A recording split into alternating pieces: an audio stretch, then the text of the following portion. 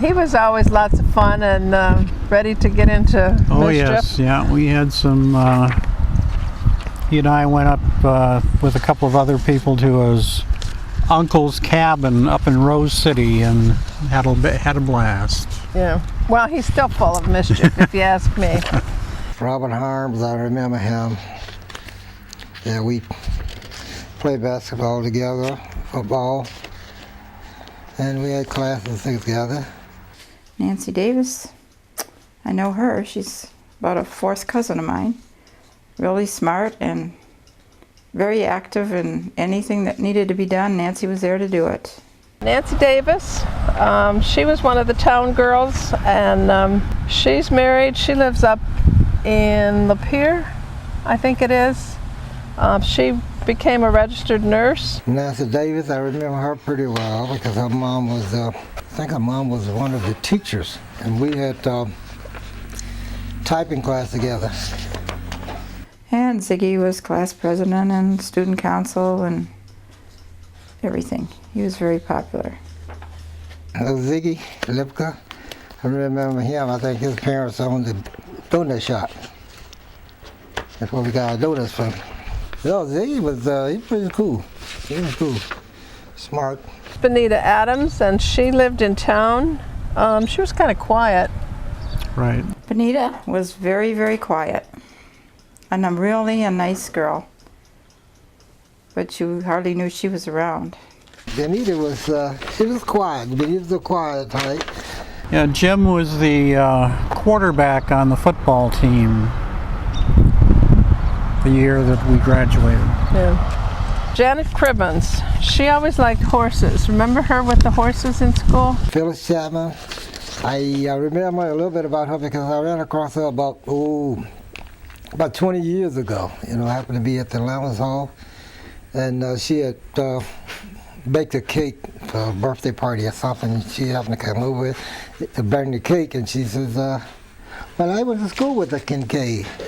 And so they said, well, what was his first name?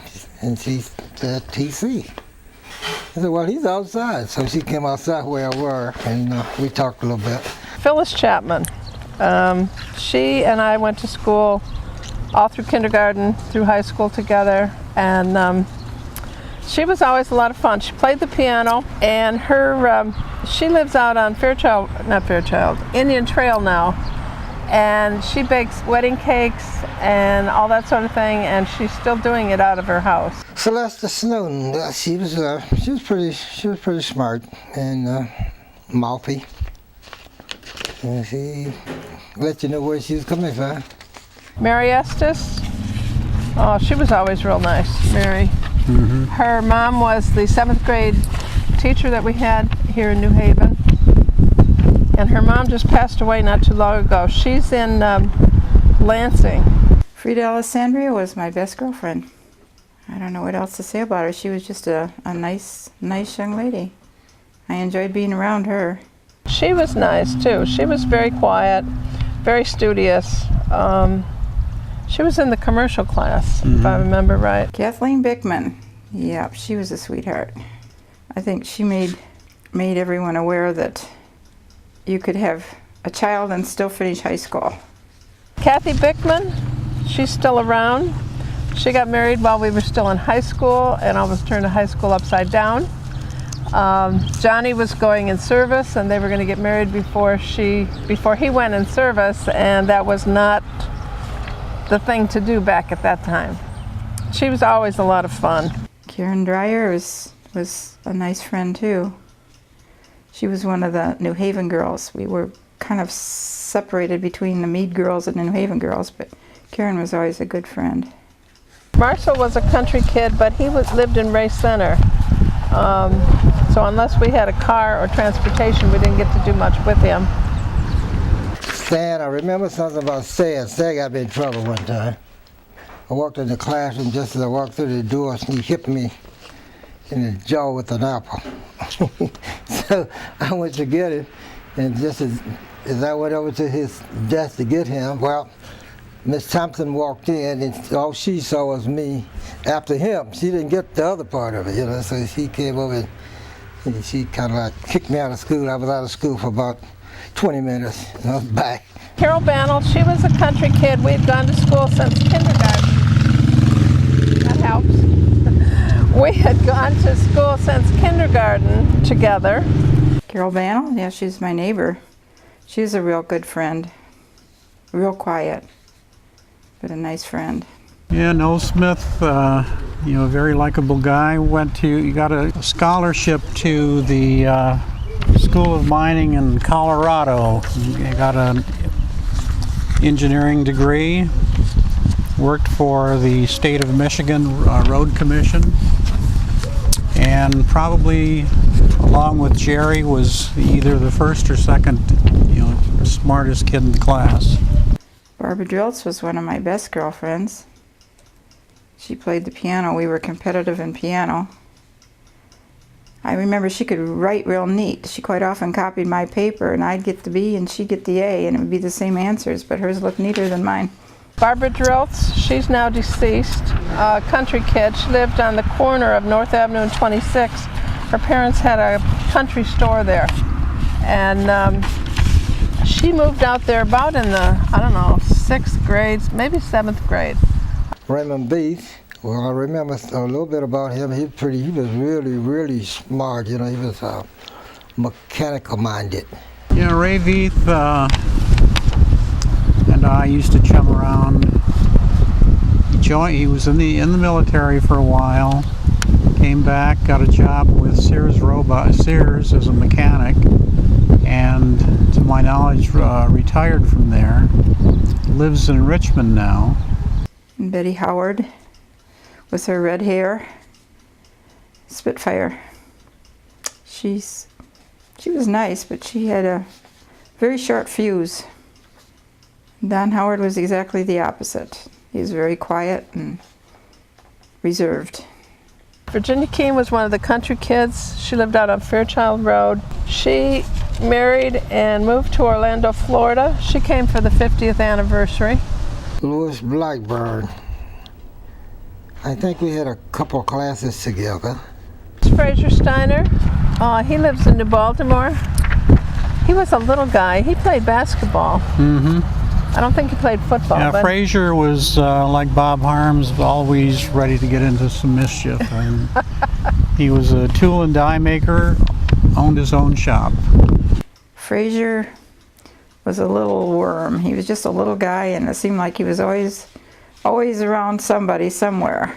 Norma Cornett, she married Harvey Crawford. They lived out here for a long time, and then they moved to Rogers City. Rogers City. And she was always real nice, too. Charlotte, one of my best girlfriends. She was very popular and into everything and doing well, and was a good kid. This is Irene Chawinski. She became a practical nurse. She was always full of mischief in high school, ready to get into whatever was going on. Mary Keith was maid of honor. No, she stood up at my wedding. She got married the same day as we did, and I've never seen her since.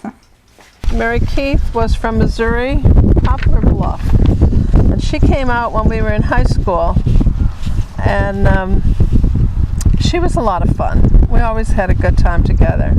And then she moved away after graduation, and she lives in Texas.